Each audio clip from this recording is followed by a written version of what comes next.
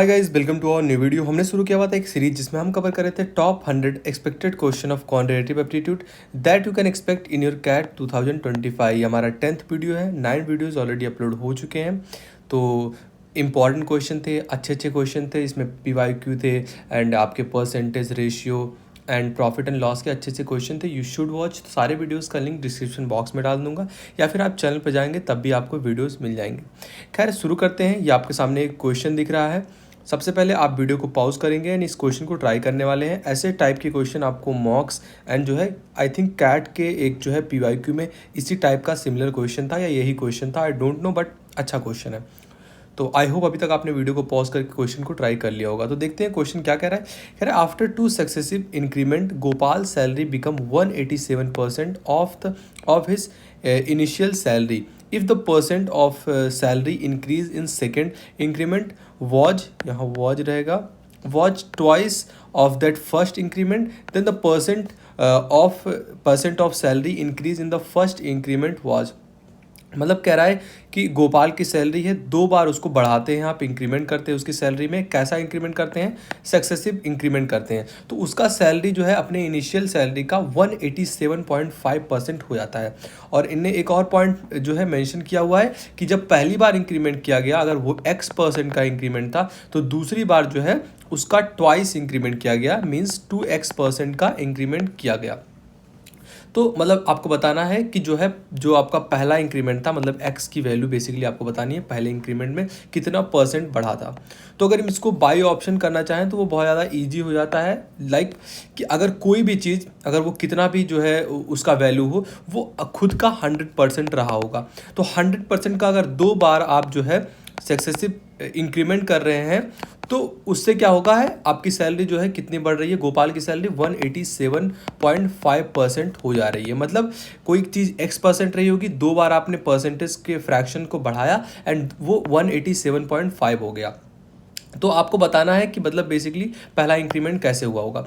तो हम जो है बाई ऑप्शन करते हैं, वो ज़्यादा सही होगा। लाइक जैसे जो आपका D ऑप्शन है, इसके थ्रू जाते हैं कि पहला इंक्रीमेंट 20% का रहा होगा एंड हम जानते हैं कि दूसरा इंक्रीमेंट जो है इसका ट्वाइस था, मतलब दूसरा इंक्रीमेंट 40 का था।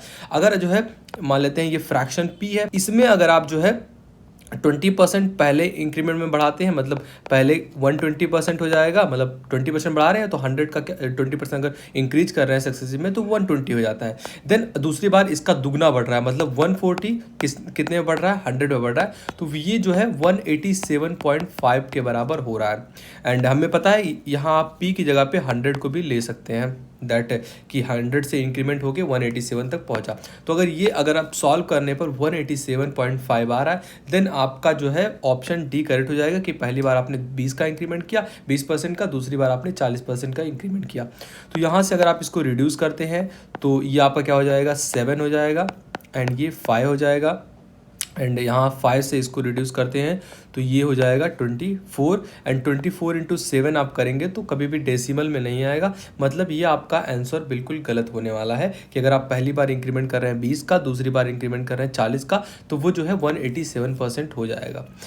एंड मैं 100 क्यों ले रहा हूँ, आप कन्फ्यूज ना हो कि कोई भी वैल्यू खुद की 100% होती है, ये आपको पता होना चाहिए। सो दैट पहला ऑप्शन आपका D जो था ये गलत ऑप्शन था। व्हाट इफ़ अगर हम जो है C ऑप्शन को लें, जैसे 25%, तो मतलब 100 का 25% क्या, पहले 100 था एंड आप 25 बढ़ा रहे हैं, मतलब 125% हो गया। लाइक दूसरे में क्या होगा, जो क्वेश्चन के हिसाब से ट्वाइस हो जा रहा है, मतलब 25% है तो कितना हो जाएगा? 50% दूसरी बार बढ़ेगा, तो 150/100। अगर ये जो है ये सॉल्व करने पर 187.5 आ रहा है, मतलब आपका जो है आंसर सही था। तो यहाँ आप 100 से 100 को रिड्यूस करते हैं एंड यहाँ से जो है 3 हो जाएगा, यहाँ से 2 बचेगा एंड जो है जब आप 2 से रिड्यूस करते हैं तो ये 6 2.5 एंड इसमें जब आप 3 का मल्टीप्लिकेशन करते हैं तो वो कितना हो जाता है?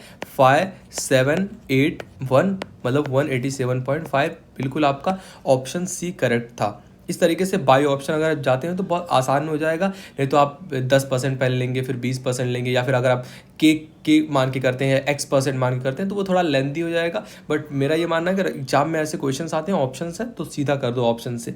एंड तो इसलिए जो है आपका ऑप्शन यहाँ पर सी करेक्ट हुआ।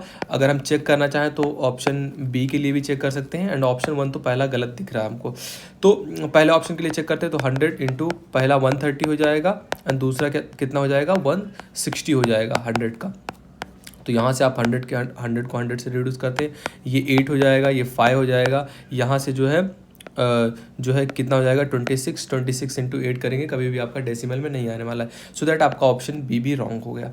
तो इस तरीके से जो है अगर आप बाई ऑप्शन जाते हैं तो ये क्वेश्चन बहुत ज़्यादा ईजी हो जाता है। एंड एग्जाम में हमें ये नहीं प्रूव करना है कि हमने किस मेथड से लगाया, बस आपका जो ऑप्शन है वो करेक्ट होना चाहिए। कोई आपसे पूछने वाला नहीं है कि आपने किस मेथड से, किस जो है रूल से लगाया। तो आई होप आपको क्वेश्चन समझा होगा। कहीं भी डाउट हो तो let me know in comment box. मिलते हैं आपसे अगली वीडियो में, तब तक के लिए बाय बाय।